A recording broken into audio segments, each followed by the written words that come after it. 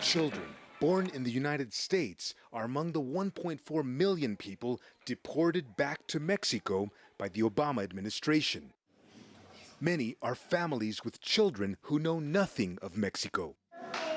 Making a new life here means attending Mexican schools, but they do not speak the language. Hundreds of thousands of U.S.-born children still lack proper documents. Many have been kept from entering these schools. Because they are not Mexican nationals, they are not given access to healthcare facilities. Pues es una incertidumbre de no saber It's a life of uncertainty, qué es lo not que va a knowing what pasar el will día de happen to mañana. us tomorrow. Who can we turn to?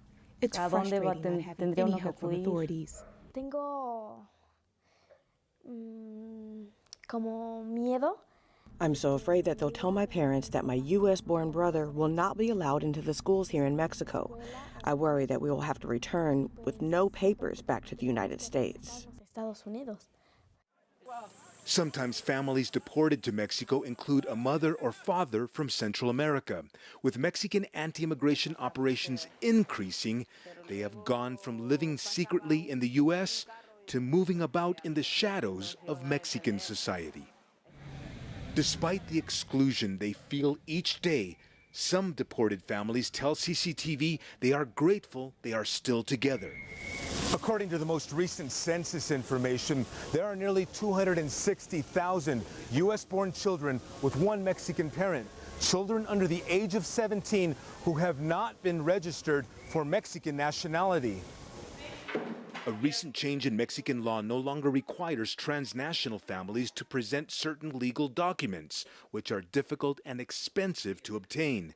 Those documents were once seen as a barrier, keeping many from getting an education.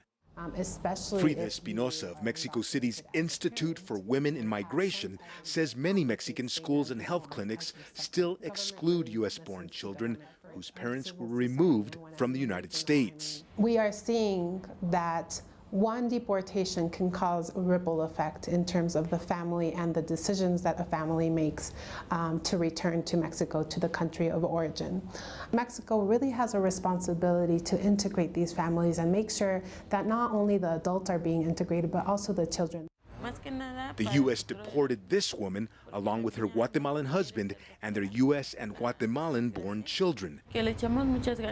We are trying so hard, despite the difficult situation in which we are living. We are a united family.